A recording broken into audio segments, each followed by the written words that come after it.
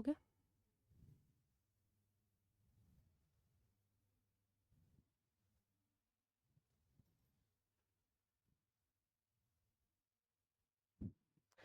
चलो, राधे राधे। कल का सभी ने पढ़ लिया? हमारा जो गठन हुआ था, कल हमने जो आयोग पढ़ा था, वो गठन कौन सी धारा में पढ़ा था? कौन सी धारा में? धारा 3 के एक भाग में, और धारा 3 के दूसरे भाग में संरचना। फिर अपन ने चार चार में क्या पढ़ा? क्या? अध्यक्ष। ठीक है, ठीक है। हम्म। और अपना अधिनियम कब 2005 में हुआ था, ठीक है। और जो आयोग है वो कब बना था? वो कब बना? 2007 में बना था, ठीक है। चलो, तो अगला आज जो हम आयोग पढ़ेंगे वो कौन सा आयोग पढ़ेंगे? राज्य महिला आयोग। कौन सा आयोग पढ़ेंगे? राज्य महिला आयोग। अभी हमने कौन सा कंप्लीट कर लिया है? देखो, रिवाइज करना बहुत जरूरी है, अगर हम जैसे आगे का पढ़ रहे हैं तो पीछे का बिल्कुल ना भूलें। चलो, तो 1990 में क्या हुआ था हमारा? सबसे पहले यूनाइटेड नेशन के तहत जो है सम्मेलन हुआ था। उसके बाद जो है हमने हस्ताक्षर करे 1992 में। 2005 में अधिनियम कंप्लीट कर लिया। कौन सा अधिनियम? राष्ट्रीय बाल अधिकार संरक्षण अधिनियम 2005। फिर 2005 के बाद हमने 2007 में क्या किया? आयोग का निर्माण कर लिया। और इसके तहत जो है 2005 के तहत हमने 3 स्तरों पर जो है आयोग बनाए थे। एक राष्ट्रीय स्तर पर, राज्य स्तर पर, और एक न्यायालय, मतलब बालक न्यायालय या बाल न्यायालय जो है जिसको हम बोलेंगे। तो हमने क्या है, राष्ट्रीय बाल जो हमने आयोग पढ़ा था वो हमने कंप्लीट कर लिया। अब हम जो अगला आयोग पढ़ने वाले हैं उसका नाम क्या है? अब हम केंद्रीय लेवल पे ही पढ़ रहे हैं, ठीक है। तो राष्ट्रीय आयोग जो है हमने पढ़ लिया, बाल संरक्षण वाला। अब हम राष्ट्रीय महिला आयोग, हमने बालक की बात कर ली। बालक यानी कौन? 0 से लेके 18 वर्ष तक के बच्चों की बात कर ली। अब हमारी कौन बच रही? महिला। तो हम महिला आयोग की बात कर रहे हैं, पर किस लेवल पे? केंद्रीय लेवल पे। तो इसका पूरा नाम क्या होगा? राष्ट्रीय महिला आयोग। अब देखिए, आप देख रहे हैं कि राष्ट्रीय महिला आयोग का जैसी कॉलम है, तो उसमें जो हमने देखा, इसका हम सबसे पहला पॉइंट पढ़ेंगे कि सामान्य परिचय क्या है। सामान्य परिचय में हम पहले देखेंगे संवैधानिक निकाय। ये तो सभी को पता है, ये संविधान में वर्णित है। इस जो भी आयोग होगा, जो उसका जो विवरण दिया गया है वो लिखा गया है संविधान में कि आयोग बनेगा। तो ये तो संवैधानिक निकाय हो गया। अब इसकी जो अधिनियम बनाया था, ये अधिनियम क्या है भाई? 1990 में इसका अधिनियम बनाया गया। कौन सा अधिनियम है? राष्ट्रीय महिला आयोग अधिनियम। क्या है? राष्ट्रीय महिला आयोग अधिनियम 1990। 1990 से हम क्या लिंक करेंगे? बैठक हुई थी ना, तो बैठक हुई थी, और यहाँ पे जो है हमारा ये अधिनियम लागू हुआ था। कौन सा? राष्ट्रीय महिला आयोग अधिनियम 1990। इसी अधिनियम के चलते हुए भाई हमने कौन सा जो हमारा आयोग गठन किया, उसका नाम क्या है? राष्ट्रीय महिला आयोग। ये हमने कब करा? 1992 में। 1990 में अधिनियम आ गया, 1992 में फिर क्या आ गया? आयोग आ गया। उधर 2005 में हमारा अधिनियम आया था, 2007 में हमारा आयोग आ गया था। इधर हमारा राष्ट्रीय महिला आयोग का जो अधिनियम आया है वो 1990 में आया है, और इसका जो आयोग आ गया अब वो कितने में आ गया? 1992 में। इसको आप अच्छे से याद रखें। अब इसका मुख्यालय कहाँ है? नई दिल्ली में इसका मुख्यालय है, और इसके अध्यक्ष जो है जयंती पटनायक। क्या है? पर प्रथम, ठीक है। कौन है? प्रथम। अब हम इसकी वर्तमान जो है, इसमें नहीं लिख रहा है, आप लिख लो, विजया किशोर रहाटकर। क्या है? क्या नाम है? श्रीमती विजया किशोर रहाटकर वर्तमान में इसकी अध्यक्ष है। विजया किशोर रहाटकर।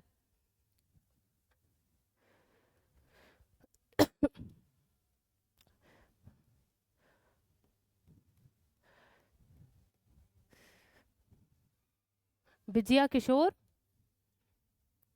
रहाटकर, ये कौन है? ये राज्य महिला आयोग की वर्तमान अध्यक्ष है। पहली कौन है? प्रथम कौन है? जयंती पटनायक। ठीक है। अब जो है भाई वर्तमान के जो ये काट लो, ठीक है। श्रीमती रेखा शर्मा, इसको काट लो, और इसी की जगह क्या लिख लो? विजय किशोर रहाटकर जो है वर्तमान में इसकी अध्यक्ष है। और ये सर्वप्रथम जो है इसकी सचिव के रूप में कौन बनी थी? इनका नाम है उमा पल्लई। क्या नाम है? उमा पल्लई। प्रथम राष्ट्रीय महिला आयोग की सचिव के रूप में कौन बनी थी? उमा पिल्लई। और जो है अभी जो नाम आ रहे हैं वो मीनाक्षी करके आ रहे हैं, तो वो कोई इंपॉर्टेंट नहीं है, फिर भी आप लिख सकते हैं और आप एक बार सर्च कर लेना। वैसे मीनाक्षी जो है इनकी अभी वर्तमान सचिव है। अब ये नोडल वर्तमान जो है मंत्रालय है, ये कौन सा मंत्रालय संभालता है, ये तो सभी को पता है, महिला एवं बाल विकास विभाग जो है इसको संभालता है। अब देखिए, अब अगले पॉइंट पे आएंगे, राष्ट्रीय महिला आयोग अधिनियम 1990। तो ये तो क्लियर है ना, अधिनियम कब आया था, 1990 में। इसमें कितने अध्याय दिए हैं, इसमें 5 अध्याय दिए हैं और उन्हीं अध्यायों के अंतर्गत कितनी दी हैं, 17 धाराएं दी गई हैं। ठीक है, कितनी, 5 अध्याय, उसी के अंतर्गत 17 धाराएं दी गई हैं। अब इसका मिशन देख लेते हैं कि हम इस आयोग का मिशन क्या है, उद्देश्य क्या है। तो हम देखेंगे महिलाओं को उनके उचित अधिकारों को हासिल करके जीवन में सभी क्षेत्रों में समानता एवं समान भागीदारी प्राप्त करने की समक्ष बनाने की दिशा में प्रयास करना है। सिर्फ और सिर्फ इतना याद रखना है कि महिलाओं के जो अधिकार है उनमें जो है समानता, उनको बता सके कि ये समानता है भाई, आपको अपने अधिकार लेने चाहिए।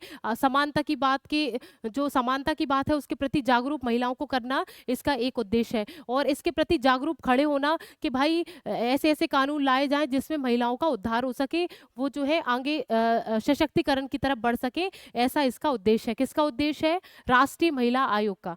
चलिए अब देखिए विजन देखेंगे कि दूरदृष्टि में जो है ये क्या आयोग करना चाह रहा है। तो हम वो देखेंगे, भारतीय महिला का अपने घर और घर के बाहर सुरक्षित जीवन के सभी क्षेत्रों में समान भागीदारी के लिए उसके अधिकारों तक पहुंच हेतु सशक्तिकरण। उसके जो भाई घर में अब हर व्यक्ति का अपना एक अधिकार होता है, तो महिलाओं को जो है उसकी जागरूकता होनी चाहिए कि आपके पास क्या क्या अधिकार है और कैसे आप जो है उनकी समानता के लिए आप अपने बलबूते पे खड़े हो सकती हैं, सामने वाले से लड़ सकती हैं। आपको घर में भी उनकी जानकारी होना चाहिए, बाहर आप जो है जो भी व्यवसाय कर रही हैं, जो भी नौकरी कर रही हैं, तो आपको जो है अपने अधिकारों की जानकारी तो होनी चाहिए। तो यही जो है प्रमोट करने के लिए इन्होंने जो दूरदृष्टि का एक उद्देश्य बनाया है वो इनका ये है। तो ऑल ओवर क्या समझ में आया, इसमें हमने उद्देश्य क्या पढ़ा था, उद्देश्य क्या पड़ा था, उनकी अधिकार जो है उनकी समानता लाने के लिए हम जागरूकता बढ़ाएंगे। उनको पता होना चाहिए हमारे पास क्या क्या अधिकार हैं, हमारे पास क्या क्या, सामने वाले से हम कैसे लड़ सकते हैं। अपनी अगर आप अपने अधिकारों के बारे में पता है तो हम कुछ भी बात स्पष्ट रूप से बोल सकते हैं।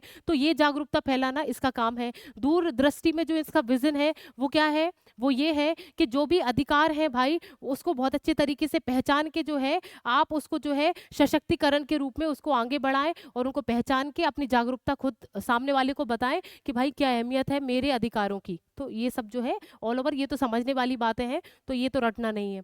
चलिए इसका उद्देश्य हम एक बार देखेंगे, महिलाओं के संवैधानिक एवं कानूनी सुरक्षा को सुनिश्चित करना। तो ये तो समझ में आ गया ना, संविधान में जो भी विधि दी गई है, जो भी नियम बनाए गए हैं, जो भी कानून बनाए गए हैं, उनको जो है उनको समझना और सुनिश्चित करना इसका जो है उद्देश्य हो जाएगा। महिलाओं के लिए विधायी सुझावों की सिफारिश करना, महिलाओं के लिए जो भी कानून बनाए गए हैं, कौन कौन से नए नए कानून बनाने चाहिए। जैसे कोई तत्काल में कोई ऐसा मुद्दा आ गया जो कभी उठा ही नहीं था और उसको नोटिस कर लिया कि महिलाओं के लिए इसमें तो कार्य क्षेत्र होना चाहिए, इसमें तो काम होना चाहिए, तो उसकी सिफारिश करना कि ऐसा कोई नियम लाया जाए, ऐसा कोई विधि बनाई जाए कि संविधान में इस क्षेत्र में महिलाओं के क्षेत्र में काम होना चाहिए। तो इसकी सिफारिश भी कौन करेगा, ये आयोग करेगा। कौन सा आयोग करेगा, राष्ट्रीय महिला आयोग। इसकी स्थापना कब हुई थी, 1992 में, और इसका अधिनियम कब आया था, 1990 में। चलिए महिलाओं को प्रभावित करने वाले सभी नीतिगत मामलों में सरकार को सलाह देना है। देखिए कोई भी जो है महिलाओं को स्पष्ट रूप से कोई प्रभावित करेगा, क्या प्रभावित करेगा, कानून बनाए जाते हैं वो प्रभावित करेंगे। कोई कानून बना तो वो हम पे भी तो लागू होता है, तो वो जो कानून है भाई उसकी स्पष्ट रूप से सलाह देना, उसका स्पष्टीकरण करना इस आयोग का काम होगा। चलिए इसका गठन देख लेते हैं। राष्ट्रीय महिला आयोग अधिनियम ये कब हुआ, 1990 की धारा 3 के अंतर्गत जो है राष्ट्रीय महिला आयोग का गठन किया जाएगा। तो ये पॉइंट हमको मिल गया कि हमने जो आयोग का गठन किया वो कौन सी धारा के अंतर्गत किया गया, धारा 3 के अंतर्गत हमने राष्ट्रीय महिला आयोग का गठन किया गया। इस धारा में कहा गया कि केंद्र सरकार अधिनियम में बढ़ने शक्तियों के प्रयोग एवं सौंपे गए कार्यों को संपादित करने के लिए एक आयोग का गठन करेगी। तो ये तो ठीक है, ये तो कोई बात ही नहीं हुई, ये तो समझ में आ गया कि सिर्फ गठन की बात की गई है। तो वो किस में की गई है, धारा 3 में। कौन से अधिनियम के अंतर्गत, 1990 के अधिनियम के अंतर्गत ये धारा 3 में गठन की बात की गई है। फिर गठनकर्ता कौन होगी? केंद्र सरकार का आयोग है, राष्ट्रीय लिख रहा है ना, तो हम समझ जाएंगे केंद्र सरकार के द्वारा जो है ये गठित किया जाएगा। फिर प्रथम गठन कब हुआ? ये हमने पढ़ लिया है कि 31 जनवरी 1992 में। कब? 31 डेट याद रखिए, 31 जनवरी 1992 में इसका जो है गठन किया गया। इसमें जो सदस्य सदस्य होगा, पर वो कौन सा सदस्य? सचिव। सचिव की बात करी हमने। प्रथम सचिव कौन पढ़े थे? इनके नाम बताओ, किसी को याद हो तो। उमा पिल्लई। तो हम जो है सदस्य होगा वो सचिव होगा, उसकी क्या क्या योग्यताएं होंगी, योग्यताएं हम देख लेंगे। सिर्फ आप इतना सा याद रखिएगा कि केंद्र सरकार की तरफ से तो होगा ही होगा। ये जो है समाज शास्त्री गतिविधियों में विशेषज्ञ होना चाहिए, सोशल एक्टिविटी में जो है बहुत सारे उन्हें बहुत अच्छा ज्ञान होना चाहिए। और एक बहुत अच्छा पॉइंट है इसमें कि यूपीएससी से संबंधित होना चाहिए। ठीक है, तो यूपीएससी से जो है कोई भी कार्य में जो है संलिग्ध होना चाहिए, तभी वो जो है हमारा इस जो सदस्य है उसमें सचिव की भूमिका उस पद पे वो रह पाएगा। चलिए, ये पदावधि और सेवाएं देख लेते हैं। ये तो उसी की तरह है, इनको तो रटने वाली बात भी नहीं है, सब समझ में आ गया होगा कि 3 साल और वर्ष कितने? अधिकतम 65 साल जो है इनकी वो होने चाहिए। इस्तीफा किसको देगा? केंद्र सरकार को इस्तीफा देंगे ये सदस्य और अध्यक्ष। निकासित कौन कर सकता है? जो बनाएगा वही निष्कासित कर सकता है, केंद्र सरकार करेगी। अब देखिए संरचना क्या है अध्यक्ष की संरचना। अध्यक्ष होगा इसमें भाई, एक सदस्य होगा और एक कौन होगा भाई? सचिव होगा। तो देखिए अब अध्यक्ष जो होगा उसमें क्या लिख रहा है? ऐसा व्यक्ति जिसने अपना जीवन महिलाओं के हितों के लिए समर्पित कर दिया हो। तो महिलाओं के क्षेत्र में महिलाओं के अधिकारों के लिए लड़ने वाला व्यक्ति जो हमेशा उनके ही हितों के बारे में बात करता है, अपना कुछ बहुत बड़ा योगदान दिया है, ऐसा व्यक्ति जो है अध्यक्ष के पद पर ही रखा जाएगा। और अध्यक्ष कौन होगी? हमेशा महिला होगी। ठीक है, हमने उसमें भी पढ़ा था राज्य महिला आयोग में, हमेशा महिला ही इसकी अध्यक्ष बनाई जाएंगी। चलिए, वर्तमान में कौन है? शोभा। अरे ये इसकी इसकी बर्त हाँ ठीक है, वो तुम उस उधर पहुंच गई। चलो ठीक है, तो ये जो है अभी कौन थे? विजया किशोर राहटकर। अब इसमें सदस्य देख लेंगे। सदस्य कौन भाई? केंद्र सरकार द्वारा मनोनीत, केंद्र सरकार द्वारा जो है गठित किए जाएंगे सदस्य। अब ये किस किस के ज्ञाता होने चाहिए? ये कानून की ज्ञाता होने चाहिए, प्रबंधन, प्रशासन, स्वास्थ्य, शिक्षा, समाज कल्याण संबंधित जो है, जो हमने कल पढ़ा था, कल आयोग में पढ़े थे ना कि शिक्षा से संबंधित ज्ञाता होना चाहिए, समाज से संबंधित। ठीक है, और ये इनके हितों में, महिलाओं के हितों में काम किया हो, तो हम ऐसे को जो है हम अध्यक्ष के पद पर रखेंगे। अब इसमें वेरी वेरी इंपॉर्टेंट जो लाइन है इसमें क्या है कि इसमें एक व्यक्ति जो है एससी का और एक व्यक्ति जो है एसटी का होना चाहिए। इसमें आप मोस्ट लगा लीजिए। इसमें एक व्यक्ति किसका होगा? एससी का होगा और एक व्यक्ति किसका होगा? एसटी का जरूरी होगा। अब क्या है, ये सचिव के बारे में छोड़ दीजिए। ठीक है, सचिव बस पता चल गया किस उसकी उपलब्धि क्या होगी, उसके पास क्या होना चाहिए? वो एक समाज शास्त्री होना चाहिए और यूपीएससी से संबंधित होना चाहिए, वो ही सचिव बन पाएगा इस आयोग का। अब देखिए, अब जो है हम किस स्थिति में इनको हटा सकते हैं? देखिए, या तो हमने कल पढ़ा था, ये तो जल्दी जल्दी से पढ़ के निकालिए। दिवालिया, दिवालिया होने पर हम भाई उसको हटा सकते हैं। विकृति चित्त, यानी मतलब उसकी मानसिक स्थिति सही नहीं है तो उसको हटा देंगे। नैतिक, अगर वो नैतिक व्यवहार नहीं कर रहा है, गलत काम कर रहा है, तो उसको हम हटा देंगे। केंद्र सरकार द्वारा प्रदत्त कार्य को जो है इनकार करना, अगर केंद्र सरकार के द्वारा कोई काम आया है उसको नहीं करना, अच्छे से नहीं करना, तो उसको हटा देंगे।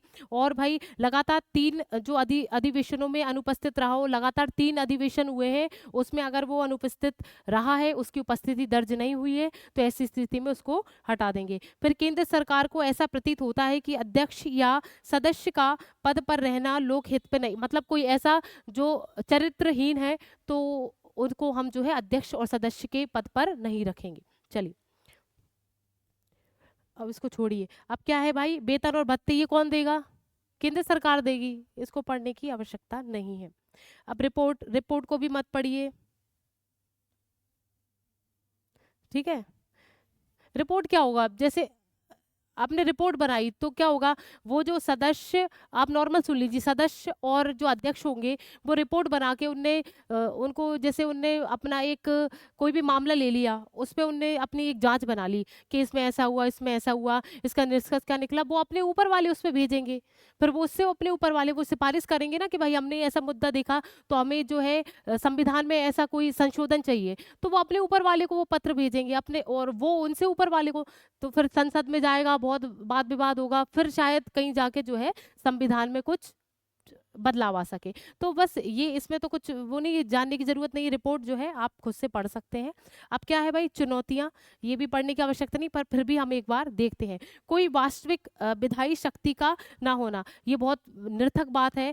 देखो वैसे तो संविधान में लिखा है कि आयोग बनेगा, पर जो है वो इसका कहने का मतलब ये है कि उसके पास कोई ऐसा अधिकार नहीं है कि मतलब ये कहने का मतलब ये अपोनित सरकार है, तो उसके पास ये तो अधिकार है ही नहीं ना, तो ये तो बिना बिना उसका लिख दिया है, पर ये संविधान में दिया गया है कि आयोग बनेगा। रिपोर्ट एवं सुझाव सरकारों के लिए बाध्यकारी नहीं है। ये तो आपको पता है कि आयोग जो है अपनी सिफारिश करेगा, सुझाव देगा, तो कोई जरूरी थोड़ी है कि सरकार इसको मान ही ले। वो अपना सुझाव रखेगा, मान ले ना मान ले, वो सरकार की वो है। तो ये इसकी कमियां बता रहे हैं कि इसके पास ये चुनौतियां हैं। अपने सदस्यों के चयन की शक्ति खुद सदस्य नहीं चुनता, केंद्र सरकार चुनेगी, ये एक कमी है। वित्तीय सहायता हेतु केंद्र सरकार पर निर्भर है। केवल सलाहकारी निकाय है, सिर्फ सलाह दे सकता है, कुछ कर नहीं सकता। संवैधानिक निकाय का ना होना, ये गलत है भाई, इसको काट लो। संवैधानिक निकाय है, इसको काट लो। झूठी शिकायतों का आना, ये फालतू की बात है। विवादों से नाता, ये भी काट लो। कुछ चीजें तो इसमें ऐसी दी हैं कि बिल्कुल पागलों जैसी। अब देखो सुझाव क्या है, अध्यक्ष एवं सदस्यों का जो दर्जा होगा वो मंत्री के दर्जे पर हो, मतलब मंत्री का जो है दर्जा उसको प्राप्त होगा। पर किसको प्राप्त होगा भाई, ये मंत्री, अध्यक्ष और सदस्य। जैसे हमने राज्य महिला आयोग में पढ़ा था ना कि अध्यक्ष को किसका जो है उसका कैसे किस लेवल पे सम्मान किया जाता है, कैबिनेट मंत्री के। अगर अध्यक्ष है वो, अगर हमने राज्य महिला आयोग देख लिया या राष्ट्रीय महिला आयोग देख लिया, अगर उसका अध्यक्ष है तो उसको वही फैसिलिटी मिलेंगी जो कैबिनेट मंत्री को मिलती होंगी। अब सदस्य की बात करेंगे, सदस्य को वो फैसिलिटी मिलेंगी जो राज्य मंत्री को मिलती होंगी। ठीक है, जो भी सुविधाएं मिलती हैं वो राज्य मंत्री को मिलेंगी, उसी के जो है उसी के पद चिन्हों पर जो है सदस्यों को उनकी जो फैसिलिटी दी गई है। लोगों को जागरूक, ये भी मत पढ़ो, ठीक है। चलिए, ये कॉलम तो आपने पढ़ ही लिया है कि जयंती पटनायक, और अभी लास्ट में कौन है, विजया किशोर राहटकर। उपलब्धियां उपलब्धियां पढ़ लेते हैं। उपलब्धि देखिए, पारिवारिक लोक अदालत में महिलाओं से संबंधित मुद्दों को उठाना। ठीक है, ये अब ये आ गया होगा समझ में। मादा भ्रूण हत्या, महिलाओं के प्रति हिंसा इत्यादि के खिलाफ जन अभियान चलाए, ताकि इन सामाजिक बुराइयों के जो है विरोध समाज में जागरूकता फैल सके। तो ये तो बहुत कॉमन सेंस की बात है कि भ्रूण हत्या ना हो। ठीक है, महिलाओं के साथ दुर्व्यवहार ना हो, उनके साथ कोई ऐसा व्यवहार ना हो जो समाज विरोधी हो। तो इनके लिए लड़ना, और अगर हो जाता है तो अपने जो है कोई एक्शन लेना या कोई कार्यक्रम करना, इनका जो है एक उपलब्धि है, या जो लोग ये आयोग कर सकता है। महिलाओं में अपने अधिकारों को लेकर जागरूकता बढ़ी है, इसके कारण ये आयोग की उपलब्धि बता रहे हैं। ठीक है, तो महिलाओं जो है ये अधिकार जान पाई हैं, कौन कौन से अधिकार हमारे हैं।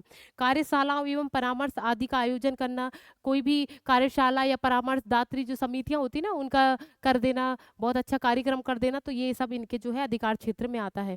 अधिनियमों की समीक्षा कर उनके प्रभावी क्रियान्वयन को सुनिश्चित करना। देखिए अब वेरी वेरी मोस्ट, इसको लगा लीजिए, दहेज प्रतिषेध एक्ट कब आया, कब आया, 1961। ठीक है, तो दहेज मतलब कितने,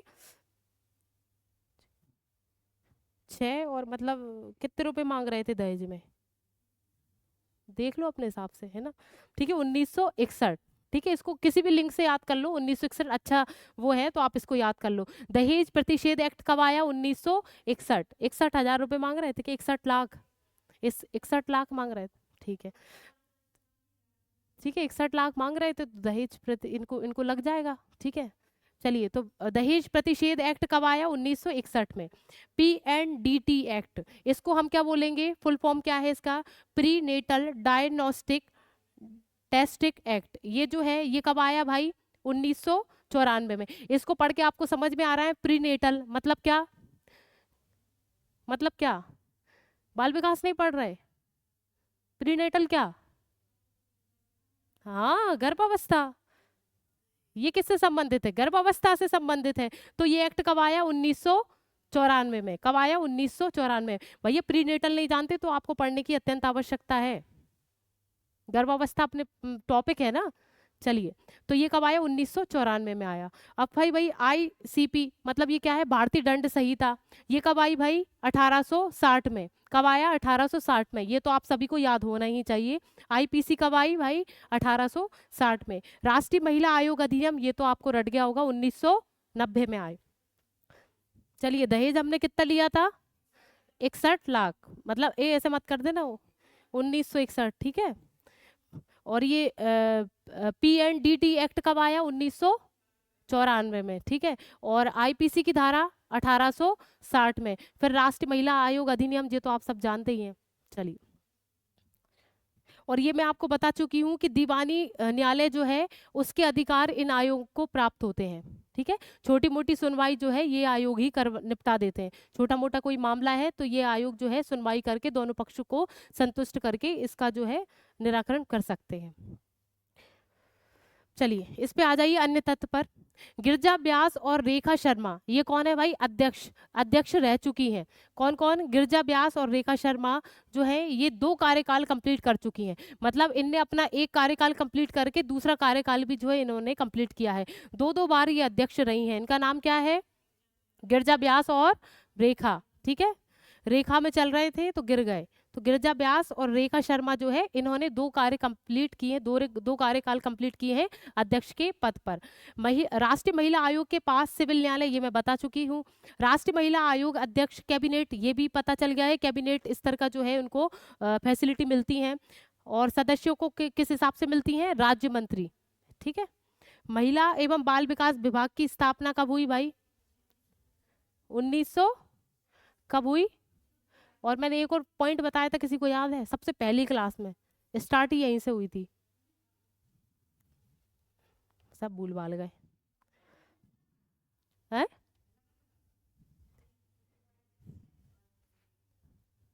सब भूल गए, या देख लेना और फिर बताना मुझे। 2 पॉइंट बताए थे आपको, बताए थे ना कि एक तो जो है जब स्टार्ट हुआ था तो वो अपने अपने स्वामित्व पे नहीं था, ये विभाग नहीं था ना। फिर उसके बाद इसको स्वतंत्र किया गया कि अब जो है अपनी खुद ही चलाओ। तो इसका सन याद है किसी को? भूल गए? तो बताना, कल मुझे बताना बिना देखे। तुम्हें नहीं है याद? 88, ठीक है। जब स्वतंत्र प्रभार दिया गया तब किया दिया गया? 88 में दिया गया। चलिए, अब अगले उस पे आ जाइए। तो निर्भया फंड, ये क्या है? निर्भया फंड। निर्भया फंड क्या है? जो भी, जैसे आपने निर्भया का केस तो सुना ही होगा, जो रेप का एक जो केस है, बहुत बड़ा केस है। इस पे बहुत सारी आपने मूवी भी देखी हो, उसको उस मूवी को देखना आप, ठीक है। वो अच्छी मूवी है, मतलब सही उस पे आधारित है निर्भया फंड। ये क्या है कि बलात्कारियों के जो है उनके हितों में काम करती है, उनके परिवारों के हित में काम करती है, एक फंड है। बातें मत करो इधर, मुझे आवाज आ रही। निर्भया फंड, ठीक है, आई समझ में? अब अगला क्या है? सखी वन स्टॉप सेंटर, क्या है? दोबारा रिपीट करो, सखी वन स्टॉप सेंटर। देखिए, इसकी स्थापना कब हुई? 1 अप्रैल 2015। कब हुई? 2015। चलिए, अब ये जो है कौन सा मंत्रालय इसको लीड करता है? ये तो बाल एवं जो महिला एवं बाल मंत्रालय जो है इसको लीड करेगा। हिंसा प्रभावित महिलाओं का समर्थन करना इसका एक उद्देश्य है। तो हम क्या याद करेंगे? सखी वन स्टॉप सेंटर जो है इसका उद्देश्य क्या है कि जो भी महिला जो है हिंसा से पीड़ित है उनका सपोर्ट करना इसका एक उद्देश्य हो जाएगा। इसकी स्थापना भारत सरकार ने 2015 में की। इसकी डेट क्या है? 1 अप्रैल 2015 में। क्या नाम है? सखी वन सेंटर। चलिए, अब क्या है अगला पॉइंट, क्या देखेंगे? इसका उद्देश्य जरूर आप याद रखें, ठीक है। राष्ट्रीय महिला एवं मीरा दीदी से पूछो, ये क्या है? एक पत्रिका है। नाम पढ़िए इसका, पत्रिका पत्रिका का नाम क्या है? राष्ट्रीय महिला तथा मीरा दीदी से पूछो। ये एक पत्रिका है। ये क्यों लाई गई थी? महिलाओं के मध्य कानून जागरूकता के लिए। कोई पत्रिका जो है उसे पढ़ेंगी तो वो उससे कहानी के रूप में जो है उसको बताया गया है, तो जिससे जो है उसको अधिकार प्राप्त, मतलब उसको जानकारी मिलेगी कि भाई महिलाओं को ये वाले अधिकार प्राप्त है। तो ये पत्रिका का नाम क्या है? दोबारा रिपीट करिए, राष्ट्रीय महिला मीरा दीदी से पूछो। चलिए, तो 2 पॉइंट हो गए हैं ये हमारे। अब क्या है? SDG, इसका मतलब क्या है? सतत विकास लक्ष्य। क्या है? सतत विकास लक्ष्य। इसके जो है हमारे 5 लक्ष्य हैं। क्या है इसके? 5 लक्ष्य। देखिए, लैंगिक समानता हासिल करना। क्या है भाई? लैंगिक समानता हासिल करना, मतलब जो है लिंग के हिसाब से कोई भेदभाव ना हो, उसमें समानता आ सके, इसका एक जो है इसका एक लक्ष्य है। सभी महिला एवं लड़कियों को सशक्त बनाना इसका एक अध्यक्ष है, इस सॉरी उद्देश्य है या लक्ष्य है, ठीक है। तो हमने क्या पढ़ लिया? सतत विकास लक्ष्य के अंतर्गत 5 लक्ष्य आते हैं, उसमें से हमने ये दो पढ़े हैं। इसका कौन कौन से हैं? महिलाओं को सशक्तिकरण की तरफ बढ़ाना, और पहला कौन सा है, लैंगिक समानता हासिल करना। ये पॉइंट जब भी आ जाना, लैंगिक समानता हासिल करना, इसको तो आप रट ही लिया करो, क्योंकि ये क्वेश्चन में बनने वाली चीजें होती हैं। चलिए इसको काट दो, 23 मार्च 2022, काट दो इसको, इसको नहीं पढ़ना। भारतीय राष्ट्रीय महिला दिवस क्या है भाई, भारतीय राष्ट्रीय महिला दिवस ये कब मनाया जाता है, 13 फरवरी।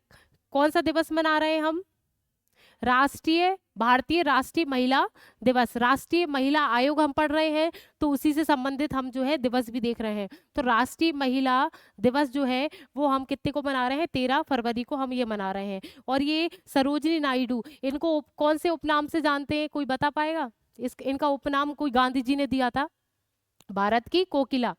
भारत की कोकिला जो है गांधी जी ने इनको नाम दिया था।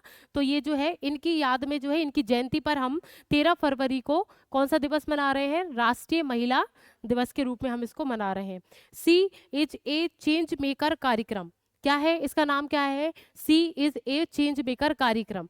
तो भाई इसका क्या है, ये कब स्टार्ट हुआ, दिसंबर 2021, ठीक है, कब हुआ, दिसंबर 2021। और ये कब हुआ था, सखी वन स्टॉप सेंटर 2015 में, ठीक है। और ये जो हुआ है हमारा सी इज मेकर चेंज मेकर कार्यक्रम जो है, ये 2021 में स्टार्ट हुआ। अब इसका जो उद्देश्य है वो हम देख लेते हैं। जमीनी स्तर पर महिला राजनीतिक, देखिए इसमें कुछ नहीं है, इसमें सिर्फ इतना याद रखो, जो महिला राजनीति में इंटरेस्ट रखती हैं, जो नेता बनना चाहती हैं, जो नेतृत्व करना चाहती हैं, उस लेवल पे थोड़े बहुत कर चुकी हैं, कुछ प्रक्रियाएं कर चुकी हैं, तो उनको जो है भाषा शैली सिखाना, उनको हर क्षेत्र की जानकारी देना कि आप इस क्षेत्र में कैसे बढ़ सकती हैं, इसके लिए। तो नाम से आप समझ सक रहे हैं ना कि सी इज ए चेंज मेकर, ठीक है।